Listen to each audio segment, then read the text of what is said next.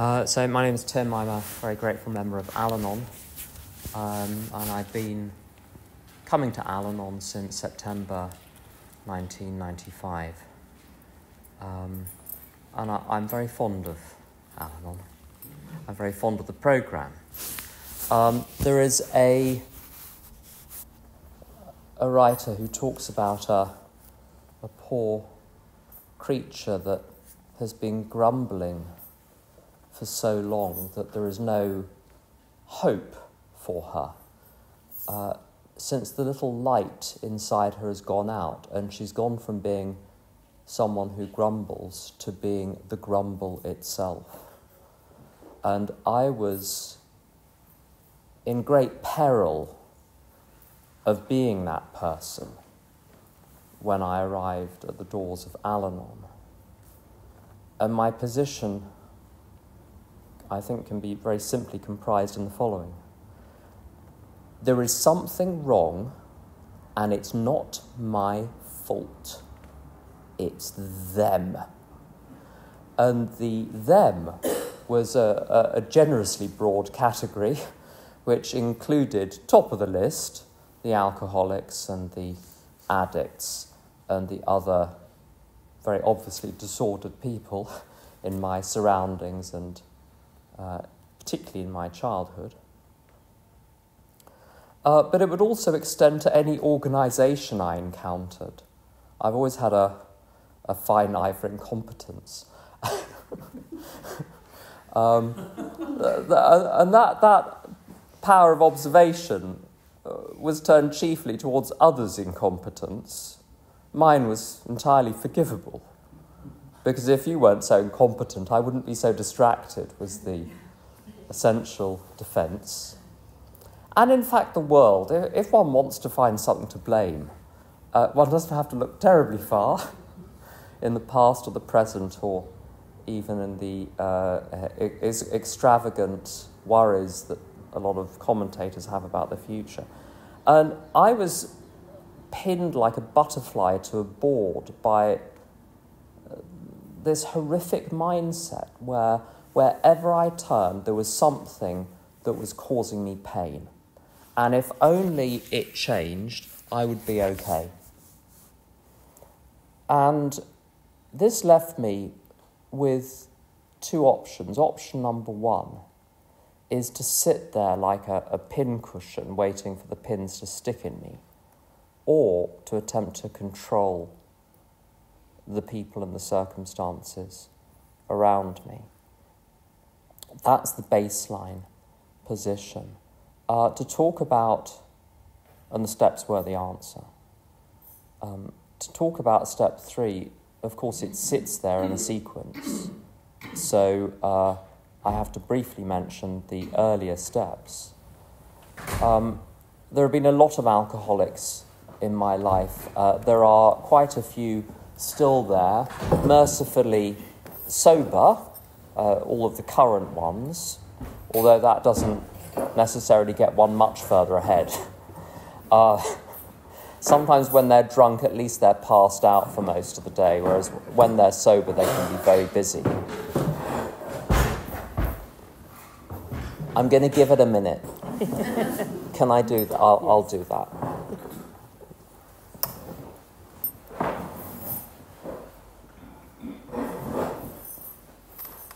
Very good. There we go. Powerlessness. They're not in charge. Once they light the fire of having the first drink, they're not in charge of how much they're drinking, and all of the reasons they give, all of the rationalizations, none of them are true, none of them are real. It's like a fire, that there can be 100 reasons why the fire is lit in the first place, but once a fire is lit, the reason why it is lit in the first place becomes irrelevant. The fire will propagate in exactly the same way, and that's what I've seen time and time again. And what I've noticed as well with the alcoholics in my life is that when they have a drink, when they start drinking again, they go into a drinking phase, and it's as though even when they're sober, they're under the influence to some extent of the fact they're in that phase. The little sober bits in between just seem to be breathers. then there's a difference between sobriety and recovery. They cannot do anything about that, so I certainly can't do anything about that.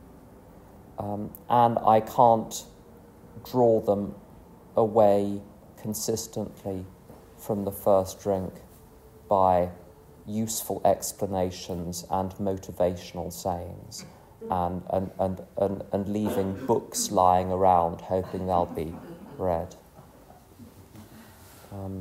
The point of it is insanity, and one can't respond to insanity with sanity, hoping that the sanity will somehow treat the insanity. It doesn't work that way. Why does this make my life unmanageable? If there is a loose cannon on deck, at some point it's going to start rolling around and firing cannonballs at people.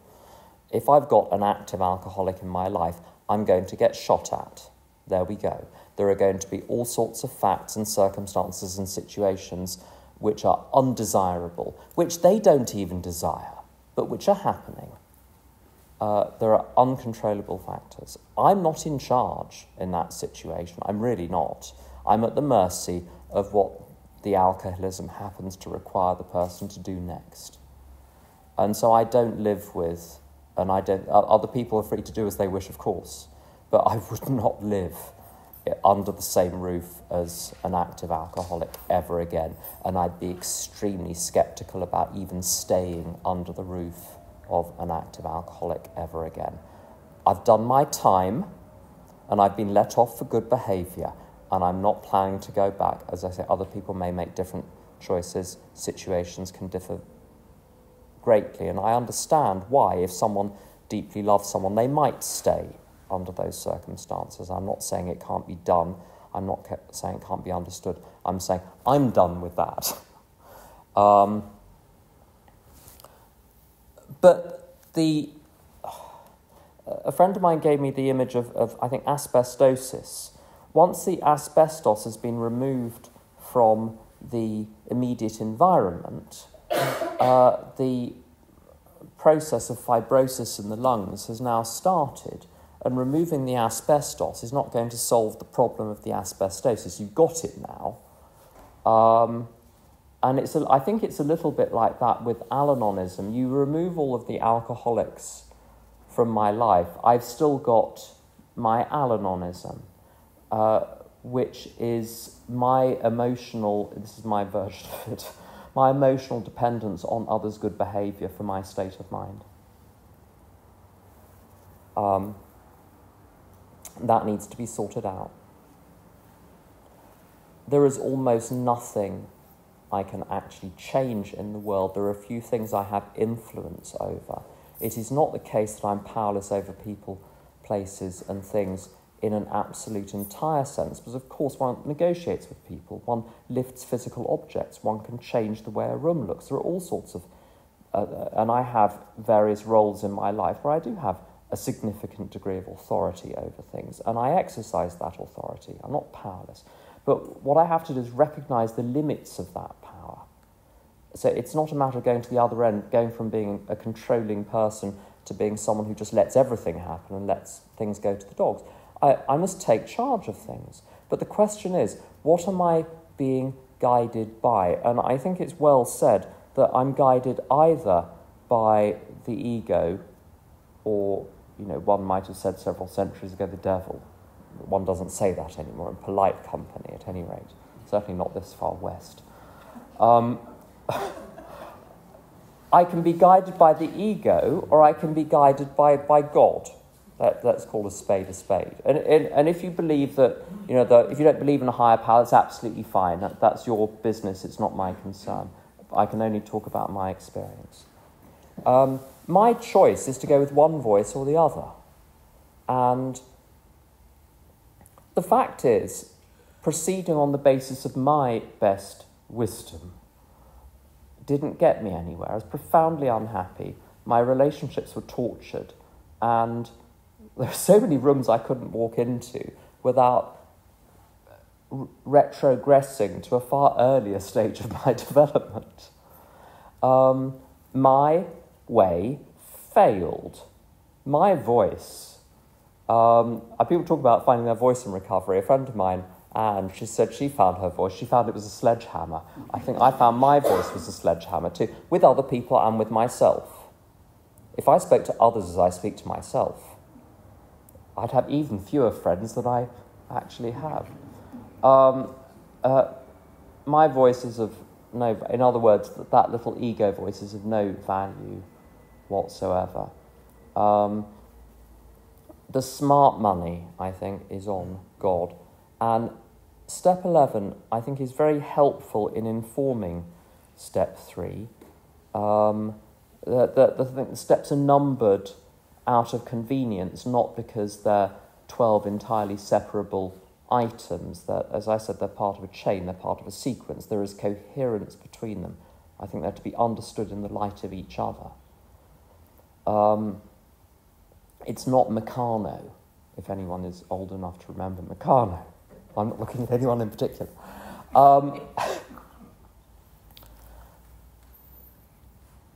It talks in step 11 about praying only for 2 things: knowledge of God's will for me and the power to carry that out. So those are the 2 commodities coming down the tubes: what to do and the ability to do it.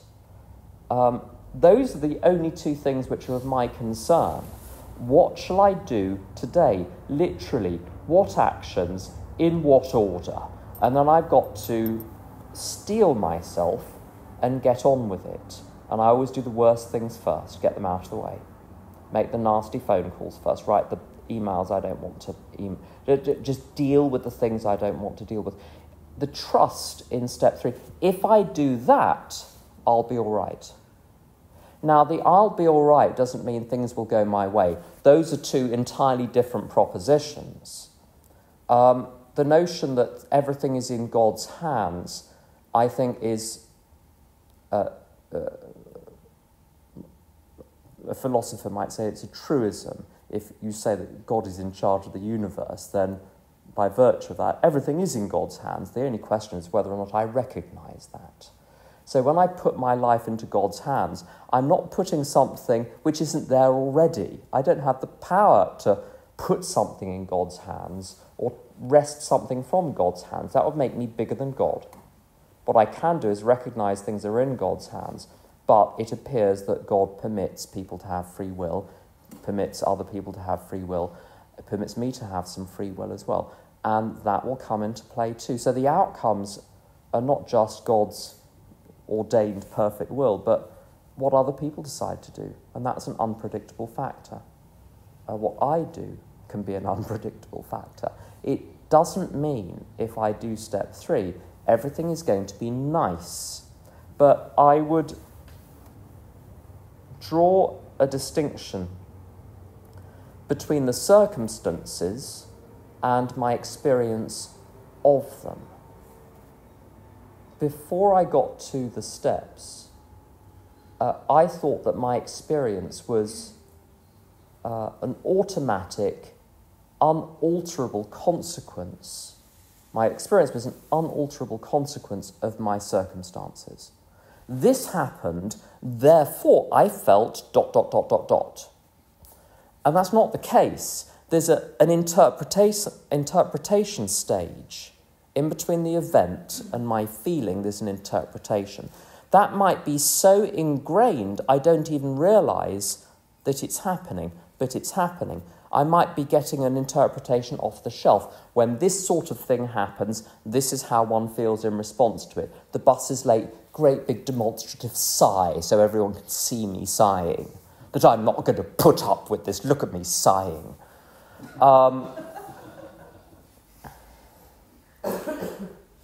I've learnt that interpretation can be changed. Now, it needs to be changed manually by going in, often after the event, and saying, what must my interpretation have been to have produced the feeling that I had? And going in there and reframing it, and over and over again with God's direct help. And one can simply say to God, how should I look at this differently? And that's a sufficient question. It need not, I don't think, be more elaborate than that. But to say there must be a better way. What is the better way? What is the way of looking at this which would render me in a position of peace.